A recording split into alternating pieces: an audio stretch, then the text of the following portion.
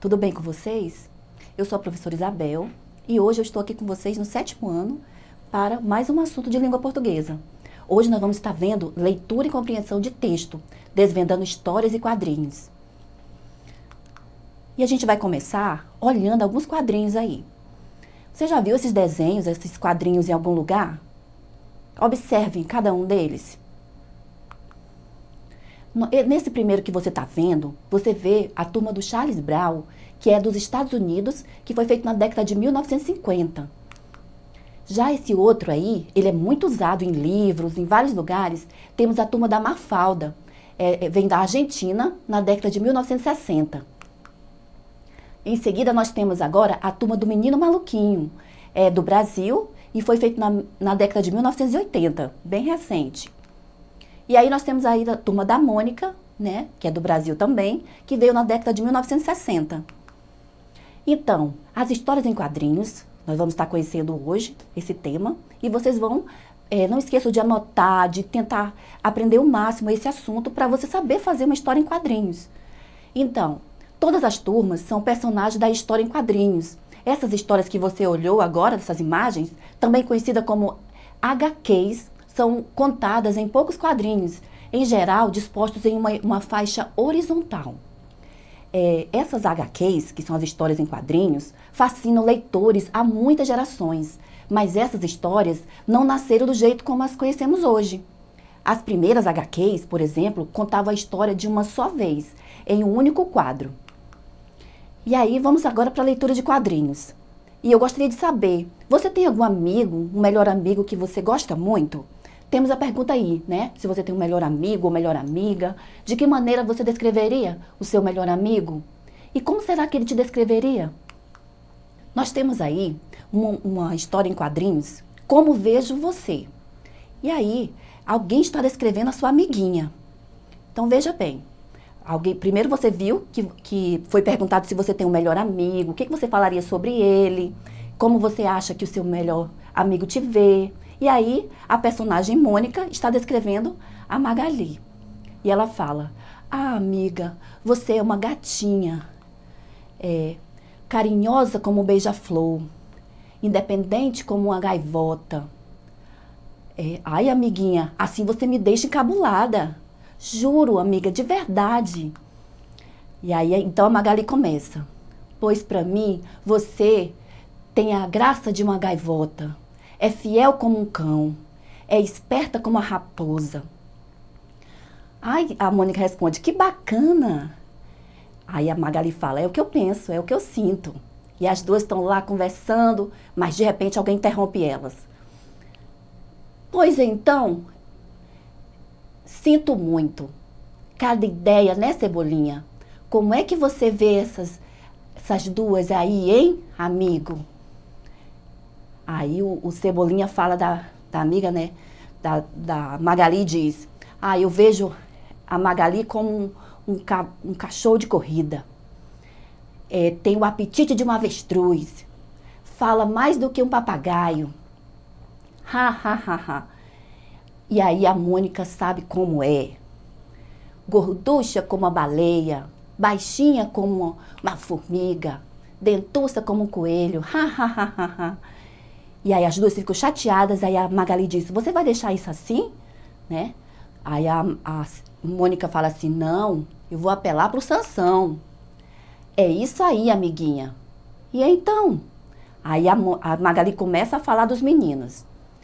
Bem, vou descrever agora sobre o Cascão. É sujinho como um porquinho, cheira como um gambá, ri como uma hiena. É isso aí. Boa, Magali, falou a Mônica. Não achei graça. Foi pouco criativo da parte dela. A Mônica fala, só porque ela não descreveu, não inventar nada? E o Cebolinha, então, sempre tão criativo, bolando seus planos infalíveis. Pois, para mim, tem a inteligência de um asno, a velocidade de um jabuti e os cabelos de um porco-espinho. Ha, ha, ha, ha. E aí todo mundo começa a rir, né? E até o Cascão não consegue resistir. Gorducha, dentuça, baixinha, Magricela, todo mundo aí agora xingando as meninas. E aí agora as meninas resolvem, né, dar um jeito nisso. E aí os meninos quando olham, vocês já estão aqui fora? De repente, pof, tum. Tá bem, esquecemos uma coisa. A Mônica tem a força de um touro. Ai. Então, gente, as HQs e os elementos da narrativa. Vamos saber então como é que aconteceu essa história? Olha, elas apresentam espaço, tempo, narrador, enredo. E as etapas do enredo são situação inicial, conflito, clímax e desfecho. Então, nessa HQ, nós temos o espaço, que é a casa de um dos personagens. Os personagens, que é a Mônica e a Magali, né, no sofá da sala. O Cascão, o Cebolinha na janela. Temos o tempo da história, que dura alguns minutos. O narrador aparece na história somente no último quadrinho.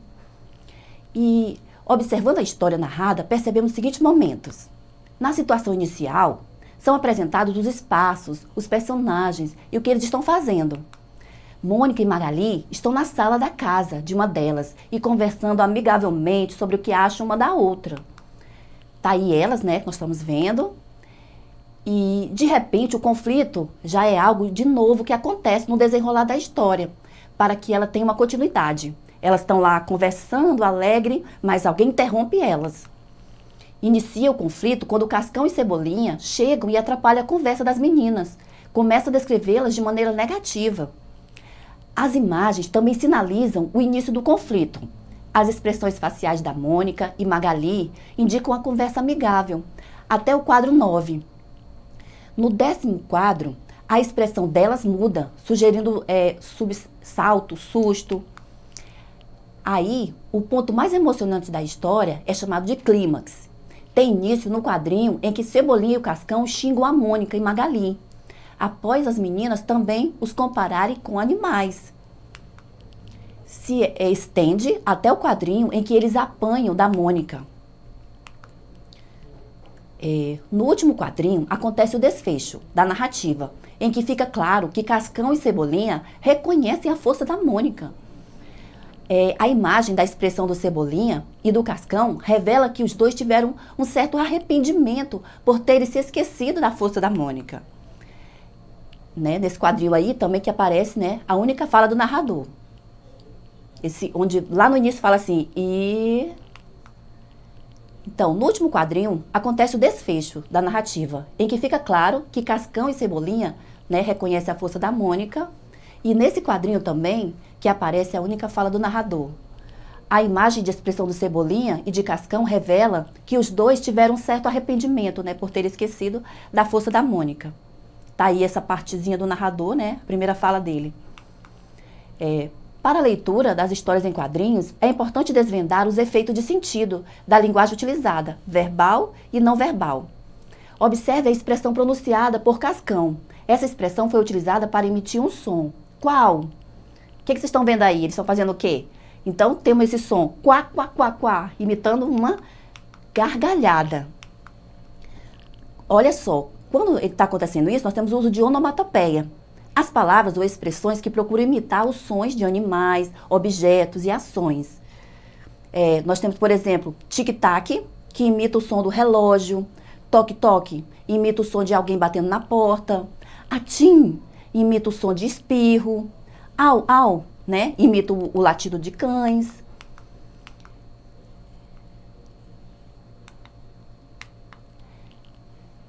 Então, as onomatopeias dão vivacidade às cenas das histórias em quadrinhos. Agora nós vamos ver os efeitos de sentido, desvendando a linguagem dos HQs. Observe o quadrinho, a Magali diz, né? Ela está ali se comunicando, né? Ai, amiguinha, você me deixa encabulada. O termo ai, dito por Magali, ajuda a expressar o sentimento de satisfação, orgulho por Mônica ter elogiado. Agora, veja o último quadrinho. Né? O Cascão aí está dizendo assim, ai. Então, nessa situação, Cascão caído no chão também fala a palavra ai. Porém, o sentimento que ele está sentindo não é de satisfação ou orgulho, né, que nem a Magali, mas sim de dó, de dor. Os efeitos de sentido ainda, né, que tá falando aí, fala que a Magali e Cascão usaram a mesma palavra para exprimir sentimentos diferentes. O que isso significa? Que o sentido de algumas palavras nas HQs depende do contexto que é utilizada. A classe de palavras que servem para expressar sensações, sentimentos, apelos e emoções é chamado de interjeição. Como você viu, existem muitas interjeições nas histórias em quadrinhos. Quando as interjeições são formadas por um conjunto de palavras, dizemos que se trata de uma locução interjetiva. As interjeições são muito usadas em histórias em quadrinhos para indicar o estado de espírito dos personagens e dar uma maior dinamicidade ao texto. Ainda sobre os efeitos de sentido, né? Nós temos o sinal de pontuação, outros recursos que se juntam à linguagem das histórias em quadrinhos para conferir melhor entonação às falas dos personagens. Em toda a história foram utilizados principalmente o sinal de pontuação, como vírgula, ponto de exclamação, ponto de interrogação e reticências. Perceberam que há um sinal de pontuação que não aparece na história? É o ponto final. Por que será que eles não usam o ponto final na história? Os quadrinistas optam por não utilizar o ponto final porque ele pode dar uma ideia de monotonia, de falta de emoção na história. Preferem utilizar exclamações, reticências e interrogação. Por quê? Nas exclamações, né, elas enfatizam as falas. Nas reticências, dão ideia de sequência no que se está dizendo. E na interrogação, para sinalizar qualquer tipo de pergunta. Vamos agora para o exercitando? Veja novamente as turmas mais famosas dos quadrinhos. Qual dessas turmas ganhou uma nova versão, né, em que as personagens se tornaram adolescentes? Qual será? Quem marcou, né? A Mônica? Está certo. Olha que bonitinho essa parte aí. Eles criaram uma nova história, né? Novas histórias em quadrinhos com eles adolescentes. Eles ficaram muito lindos. Agora vamos para a questão 2. Leia, tira e responda. Alguém pede socorro. Ah, socorro, um monstro. Isso é um trabalho para... E aí o Cebolinha se prepara para ajudar alguém. Mas de repente, quando ele chega lá no outro quadrinho... Ah, era você que estava pedindo ajuda, Baratinha? Então ele começa a se preocupar com a Baratinha em vez da Mônica.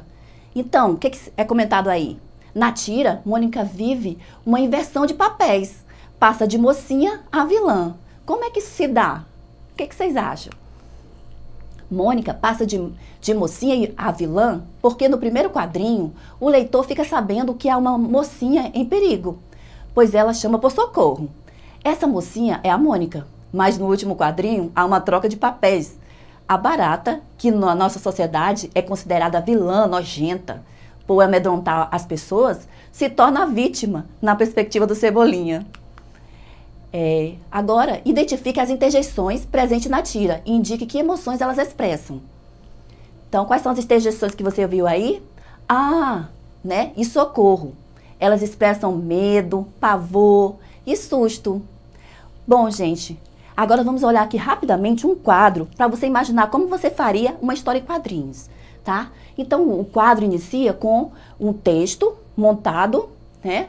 Esse texto ele vai ter a propaganda dele, que é chamado de, tipo o slogan, a moldura dele. Esse texto, né, vai ser composto de diálogo dos personagens, tá? Com textos verbais, né, das personagens. Vai ter o letreiro, que apresenta a voz do narrador, né? Vai ter os balões, tá? Vai ter as imagens, vai ter enquadrinhamento, vai ter o plano e vai ter o ângulo. Então, há toda uma preparação para se montar essa história em quadrinhos. Ela não é feita de qualquer jeito. E nesse plano, tá, na hora que você vai organizar os personagens, pode ter um plano geral, que apresenta o cenário e os personagens. Pode ter um plano total, que é a personagem por inteiro. Pode ter um plano médio, que é a personagem da cintura para cima. E pode ter o primeiro plano, que é a personagem do ombro para cima. Tá? E o plano detalhe apresenta apenas algum detalhe de alguma coisa. E aí, né, nós temos aí os ângulos, que pode ser visto de cima para baixo, né, pode ser visto de várias maneiras. Eu fico por aqui E aí você vai ter mais atividades na plataforma do Eduque, tá? Procure lá que vai ter mais atividades para você treinar.